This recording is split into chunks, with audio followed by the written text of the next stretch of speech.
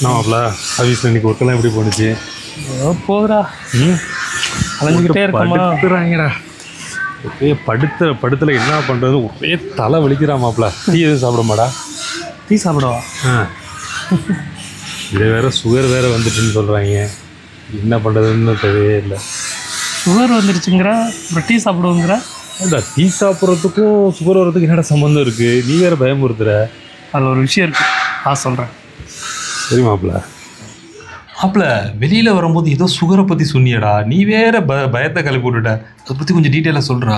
மாப்பிள்ள, உலகத்திலே வந்து அதிக அளவு சுகர், அதாவது நம்பர் 1 சுகரில் வந்து ஆசியா கண்ட்ரி தான். ஓகே. இந்த ஆசியா கண்ட்ரிலே நம்பர் 1 இருக்கிறது இந்தியா தான். இந்தியாவிலேயே நம்பர் 1 அதிக அளவு சர்க்கரை நோய் இருக்கிறது நம்மளோட தமிழகம் தான். என்னடா இப்படி சொல்கிற? ஆமாம் மாப்பிள்ள. ஆனால் உலகத்துக்கே வந்து பல மருத்துவ விஷயங்களை சொல்லி கொடுத்தது நம்ம தமிழர்கள் தான், நம்ம முன்னோர்கள் தான். ஆனால் அது ரொம்ப ரொம்ப வருத்தப்படக்கூடிய விஷயம் என்னென்னா, நம்ம தமிழகத்தில் தான் அதிக அளவு சுகர், அதாவது சர்க்கரை நோய் வந்து அதிக அளவுக்கு இருக்குது. இது என்ன காரணம் அப்படின்னா, நம்மளோட அறியாமை. அதாவது நம்ம முன்னோர்கள் பயன்படுத்தினா பல விஷயங்களை மறந்துட்டோம். அது மட்டும் இல்லாமல் இப்போ நீ சொன்னியே டீ சாப்பிட போகலாம் அப்படின்னு. நல்ல விஷயம் தானே, டீ கூட சாப்பிடக்கூடாதா அந்த உலகத்தில்? டீ சாப்பிட்றது நல்ல விஷயந்தான். ஆனால் அந்த டீயில் என்னென்ன சேர்க்குறாங்க சொல்லு? டீயில் என்ன சேர்க்க போகிறாங்க? பால் சேர்ப்பாங்க, தண்ணி சேர்ப்பாங்க, ஜீனி சேர்ப்பாங்க. நீ கடைசியாக சொன்ன பார்த்தியா, ஜீனி. நம்ம காலையில் எந்திக்கிறதுலேருந்து நைட்டு தூங்குறது வரைக்கும் ஒரு நாளைக்கு 30 கிராம்லேருந்து 40 கிராம் ஜீனி சேர்த்துக்கிறோம். இந்த ஜீனி தான் வந்து நம்ம தமிழகத்தை, அதாவது இந்தியாவிலே வந்து ஸ்லோ பாய்சன் அப்படி சொல்கிறோம். என்னடா சொல்கிற? ஆமாம் மாப்பிள்ள. ஒரு நாளைக்கு 10 கிராமுக்கு அதிகமாக சுகர் சேர்த்துக்கிட்டோம், அந்த ஒயிட் சுகர் அப்படின்னு சொல்லக்கூடிய அந்த சுகரை வந்து சேர்த்துக்கிட்டோம் அப்படின்னா நமக்கு பல வகையான வியாதிகள் ஏற்படும். அது என்னென்ன அப்படிங்கிறத உங்களுக்கு நான் சொல்கிறேன். இன்றைக்கி இருக்க காலகட்டத்தில் விழிப்புணர்வு, அதாவது எல்லா விஷயத்துலையும் விழிப்புணர்வு இருக்கணும்.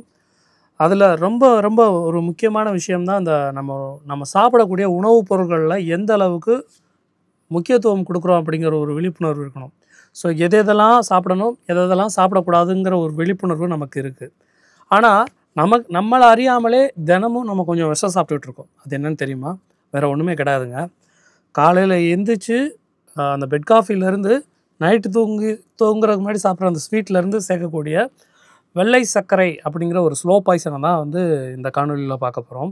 ஸோ இந்த வெள்ளை சர்க்கரை சாப்பிட்றதுனால ஏற்படக்கூடிய தீங்கு விளைவுகள் என்னென்ன அப்படிங்கிறத இந்த காணொலியில் முழுமையாக பார்க்க போகிறோம். வாங்க போகலாம். ஃபர்ஸ்ட் ஆஃப் ஆல், வெள்ளை சர்க்கரை அப்படின்னா வேறு ஒன்றுமே கிடையாதுங்க. கரும்பு இருக்குது பார்த்திங்களா, அந்த சாரை பிழிஞ்சு அதுலேருந்து பெறக்கூடிய ஒரு பொருள் தான். கரும்பு சாரை பிழிஞ்சால் என்ன ஆகும் அப்படின்னா, ஒரு பழுப்பு நிறத்தில் ஒரு ஸ்படிகம் மாதிரி நமக்கு கிடைக்கும். அந்த படிகத்தை, பழுப்பு நிறத்தில் இருக்கக்கூடிய அந்த பொருளை அப்படியே சாப்பிட்டா கூட நமக்கு பிரச்சனை கிடையாது. ஆனால் அந்த பழுப்பு நிற பொருளை வெள்ளையாக மாற்றுறதுக்கு பல ப்ராசஸ் நடக்குது. அந்த ப்ராசஸில் தான் இருக்குது நமக்கு உரிய அந்த ஆபத்தேவும். ஸோ அதில் வந்து பல ரசாயனங்கள், வேதி விளைவுகள், அதுதான் வந்து சர்க்கரையோட அந்த பண்பையே மாற்றிடுது. ஆக்சுவலாக சர்க்கரை அந்த பழுப்பு நிறத்தில் இருந்தது அப்படின்னா நமக்கு எந்த ஒரு கேடு விளையாது. ஆனால் அந்த பழுப்பு நிற பொருளை வெள்ளையாக மாற்றுறதுக்கு நம்ம செய்யக்கூடிய அந்த வேதி விளைவுகள் தான் நம்ம உடலுக்கு மிகுந்த ஆபத்தில் போய் முடியுது. இந்த சர்க்கரையை வெள்ளை நிறமாக மாற்றுறதுக்கு பல பொருட்களை வந்து பயன்படுத்துகிறாங்க. அதில் முக்கியமான ஒன்று தான் சல்ஃபர் டை ஆக்சைடு. இது வந்து ப்ளீச் ஏஜென்ட் அப்படின்னே சொல்லலாம். இந்த ப்ளீச் ஏஜெண்ட்டை சர்க்கரையில் சேர்க்கறதுனால என்ன ஆகுதுன்னு பார்த்தீங்கன்னா, பழுப்பு நிறத்தில் இருக்கக்கூடிய அந்த சர்க்கரையை வெள்ளை நிறமாக மாற்றுறதுக்கு ரொம்ப ரொம்ப ஒரு முக்கியமான காரணியாக இந்த சல்ஃபர் டை ஆக்சைடு இருக்குது. இந்த சல்ஃபர் டை ஆக்சைடு வந்து ரொம்ப ரொம்ப, அதாவது என்ன சொல்கிறது, அமிலமழை பொழிகிறதுக்கு மிக ஒரு முக்கியமான பொருள் தான் இந்த சல்ஃபர். அப்படிப்பட்ட அந்த பொருள், அதாவது சுவத்தையே அரிக்கும் தன்மையோட தான் இந்த சல்ஃபியூரிக் ஆசிட்னு சொல்லுவாங்க. ஆனால் அந்த பொருளையே வந்து சேர்த்து நம்ம சாப்பிட்டுட்ருக்கோம். அப்போ எவ்வளோ பெரிய ஒரு பாய்சன் வந்து நீங்கள் கொஞ்சம் யோசிச்சு பாருங்கள். ரெண்டாவதாக பார்க்கக்கூடிய பொருள் என்னென்னு பார்த்தீங்கன்னா, கால்சியம் ஹைட்ராக்சைடு. இது வந்து சர்க்கரையை வந்து அந்த பழுப்பு நிற சர்க்கரையை ஓரளவுக்கு வெள்ளையாக மாற்றிடுது சல்ஃபர் டை ஆக்சைடு. அதுக்கப்புறம் இந்த கால்சியம் ஹைட்ராக்சைடு என்னென்னா, அதில் உள்ள அழுக்குகளை சுத்தமாக எடுத்துகிட்டு பளிச்சுன்னு ஆக்கி குமிச்சிடும். அப்படின்னா தான் நம்ம வாங்குவோம். பளிச்சுன்னு ஆயிடுச்சு அப்படின்னா நமக்கு அது வந்து ரொம்ப என்ன சொல்ல, பிரைட்டாக இருக்கும். அதை பார்த்த உடனே நமக்கு வாங்கக்கூடிய ஒரு அட்ராக்டிவ் தன்மையை வந்து இந்த கால்சியம் ஹைட்ராக்சைடு கொடுக்குது. சிம்பிளாக சொல்லணும் அப்படின்னா, சர்க்கரையில் உள்ள அழுக்குகளை வெளியேற்றுறதுக்கு இந்த கால்சியம் ஹைட்ராக்சைடு யூஸ் பண்ணுறாங்க. இந்த கால்சியம் ஹைட்ராக்சைடு உடலில் அதிகமாக சேர்க்கறதுனால என்ன ஆகுதுன்னு பார்த்தீங்கன்னா, உடலில் வந்து உஷ்ணத்தை உண்டாக்கும். அது மட்டும் இல்லாமல் கண் பிரச்சனை, அதுக்கப்புறம் சர்ம பிரச்சனை, பல வகையான பிரச்சனைக்கு மூலாதாரமாக இந்த கால்சியம் ஹைட்ராக்சைடு இருக்குது. சர்க்கரையை மேலும் வெண்மையாக காமிக்கிறதுக்கு சேர்க்கக்கூடிய 3வது பொருள் என்னன்னு பார்த்தீங்கன்னா பாஸ்பியூரிக் ஆக்சைடு அப்படிங்கிற ஒரு பொருள் சேர்க்குறாங்க. இந்த பாஸ்பியூரிக் ஆக்சைடு நமக்கு என்னென்ன விளைவுகள் ஏற்படும் பார்த்தீங்க அப்படின்னா, நம்ம பற்களில் உள்ள எனாமலை வந்து கரைச்சி சொத்தை பற்களை உருவாக்கும் தன்மையுடையது இந்த பாஸ்பியூரிக் ஆக்சைடு. அது மட்டும் இல்லாமல் நுரையீரல் சம்பந்தமான கோளாறுகளை உண்டாக்கும் தன்மையுடையது இந்த பாஸ்பியூரிக் ஆக்சைடு. 4வதாக பாலி அக்ரிலமைடு அப்படிங்கிற ஒரு பொருள் சேர்க்குறாங்க. இது வந்து ஒரு கெமிக்கல் தான். இந்த கெமிக்கலை சேர்க்கறதுனால என்ன ஆகுது அப்படின்னு பார்த்தீங்க அப்படின்னா, அதை நம்ம உட்கொள்றதுனால நரம்புகளை செயலிழக்க செய்கிறது இந்த பாலி அக்ரிலமைடு அப்படிங்கிற ஒரு பொருளானது. சிலருக்கு வந்து நம்ம உடம்புல வந்து ஊசி குத்துற மாதிரி ஒரு ஃபீல் ஆகிருக்குன்னு சொல்லுவாங்களா, அதுக்கு காரணம் வந்து இந்த பாலி அக்ரிலமைடு தான். இதை நம்ம கண்டினியூஸாக கன்சியூம் பண்ணுறதுனால என்ன ஆகுதுன்னு பார்த்தீங்கன்னா, நம்மளோட நரம்புகள் பலவீனமாகி இறுதியாக செயலிழக்க செய்யுது. ஆண்கள் தொடர்ச்சியாக இந்த வெள்ளை சர்க்கரையை எடுத்துக்கிறதுனால என்ன ஆகுதுன்னு பார்த்தீங்கன்னா, ஆண்களுக்கு மலட்டுத்தன்மை ஏற்படுத்துவதற்கும் வாய்ப்பு இருக்குது.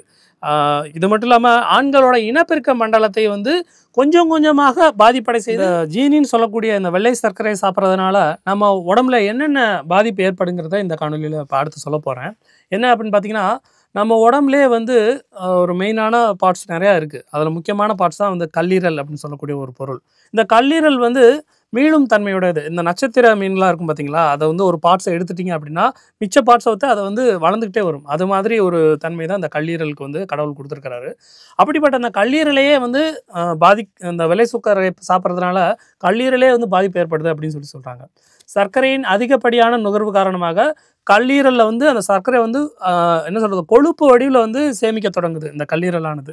ஸோ அப்படி சேமிக்கிறதுனால என்ன ஆகுதுன்னா, கல்லீரலானது நாளடைவில் வந்து சேதமடைய ஆரம்பிச்சிருது.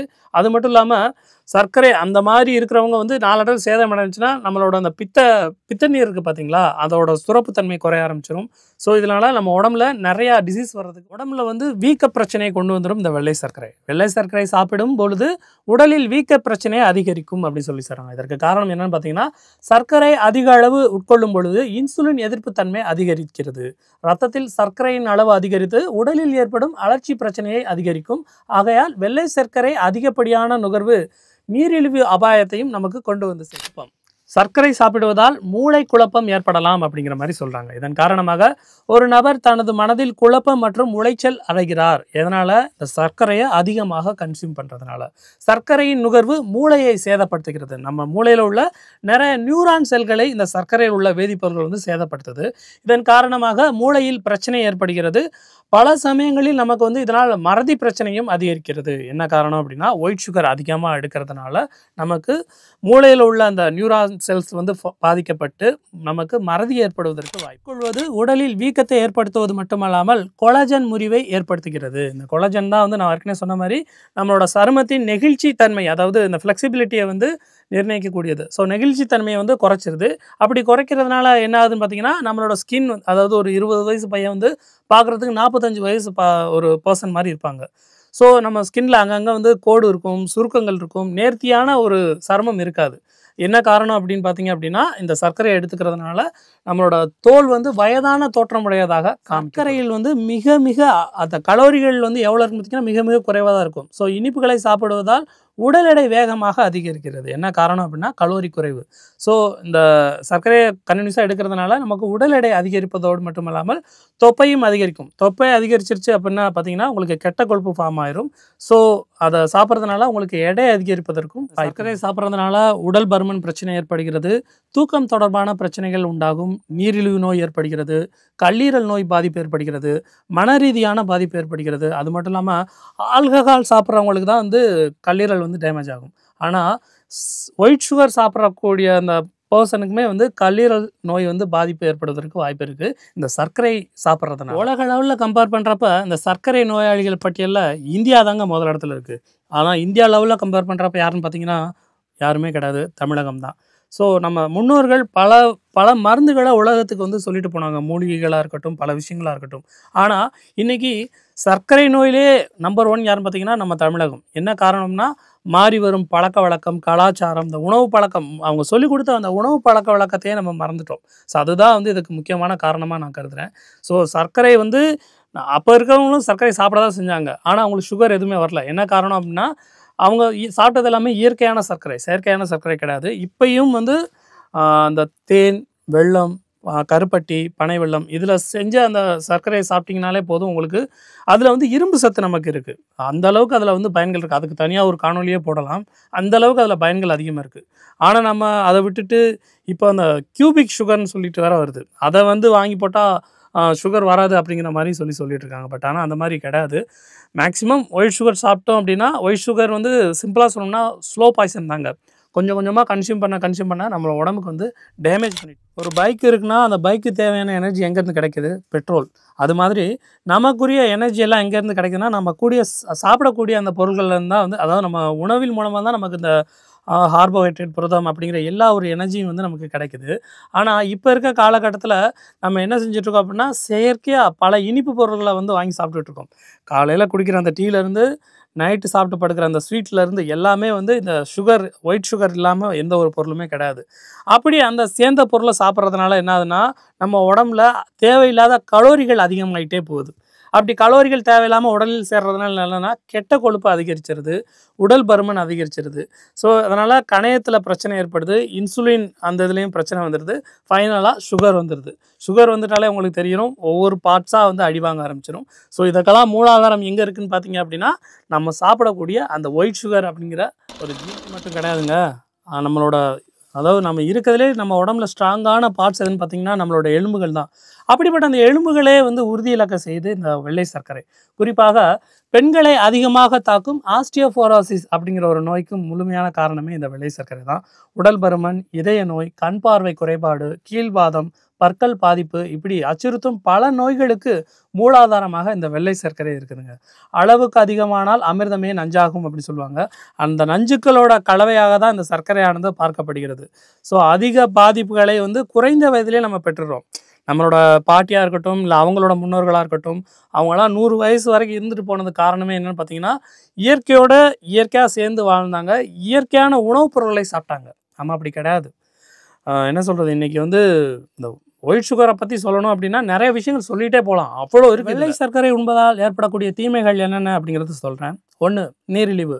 வெள்ளை சர்க்கரை இரத்தத்தில் சர்க்கரையின் அளவை திடீரென உயர்த்துகிறது. இதை தான் நமக்கு நீரிழிவு நோய் ஏற்படுவதற்கு வாய்ப்புகள் உள்ளது.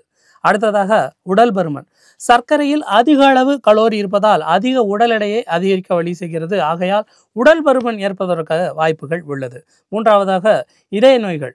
அதிக சர்க்கரை உட்கொள்வது அந்த சர்க்கரையானது இரத்த குழாய்களில் கொழுப்பு படிவதற்கும் வாய்ப்புகள் அதிகரிக்கிறது. இதனால் இதய நோய்கள் மற்றும் மாரடைப்பு ஆபத்து அதிகமாக வருவதற்கு வாய்ப்புகளை வழிவகுக்கிறதாக கல்லீரல் பாதிப்பு. நம்ம சர்க்கரை அதிக அளவு எடுக்கிறதுனால அந்த சர்க்கரை வந்து கொழுப்பு ஃபார்மேட்டில் கல்லீரலில் போய் ஃபார்ம் ஆகி நாளடைவில் அந்த கல்லீரலையே வந்து டேமேஜ் அடைய செய்கிறது. நான் ஏற்கனவே சொல்லியிருக்கேன், கல்லீரல் வந்து மீள்தன்மையுடைய, அதாவது இறந்து பிறப்பெடுக்கும் தன்மையுடையதான் இந்த கல்லீரலானது. அப்படிப்பட்ட அந்த உறுப்பையே வந்து சேதமடையும் தன்மையுடையது இந்த கல்லீரலானது. அடுத்ததாக மூளை பாதிப்பு. இந்த ஒயிட் சுகர் எடுக்கிறதுனால நம்ம மூளையில் உள்ள அந்த நியூரான் செல்களை வந்து அழிச்சிருந்துங்க. அப்படி அடிக்கிறதுனால நமக்கு இந்த மூளையில் பல பிரச்சனைகள் ஏற்படுவதற்கு காரணமாகின்றது. மறதி பிரச்சனை வர்றதுக்கு காரணமாக இருக்குது. மூளையும் வந்து நாளடைவில் மூளையே வந்து பாதிப்படை செய்யும் தன்மையுடையது இந்த வெள்ளை சர்க்கரையானது. அடுத்ததாக சருமம் மற்றும் கண் பார்வை. வெள்ளை சர்க்கரை கண் பார்வை மற்றும் சருமம் தொடர்பான பிரச்சனைகள் ஏற்படுத்தும் என்று கூறப்படுகிறது. கருவுறுதல்.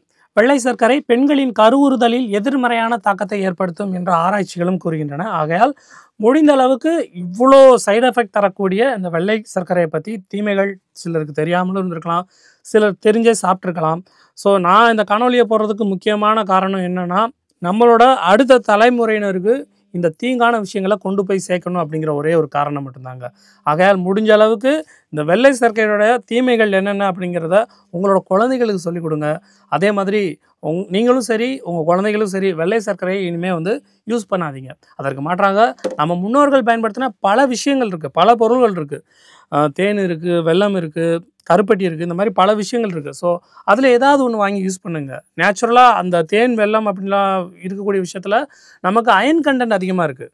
ஸோ அந்த மாதிரி அயன் கண்டென்ட் எடுத்துக்கிறதுனால நம்ம பெண்களுக்கு அதாவது அந்த மாதவிடாய் காலங்களில் இருக்கக்கூடிய அந்த பிளட் ப்ளீடிங்னால அவங்களுக்கு அதை வந்து பேலன்ஸ் பண்ணி கொடுக்கும். குழந்தைகளுக்கு எடுத்து கொடுத்தீங்க அப்படின்னா குழந்தைகளுக்கு வந்து எலும்புகள் வந்து நல்லா வலுவடையும். ஸோ இந்த மாதிரி பொருள்கள், நல்ல பொருள்களை பற்றி தெரிஞ்சுட்டு அந்த மாதிரி விஷயங்களை வந்து வாங்கி கொடுங்க.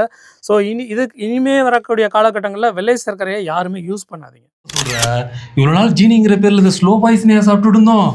ஐயோ, இனிமேல் நானும் சாப்பிட மாட்டேன், நீங்களும் சாப்பிடாதீங்க.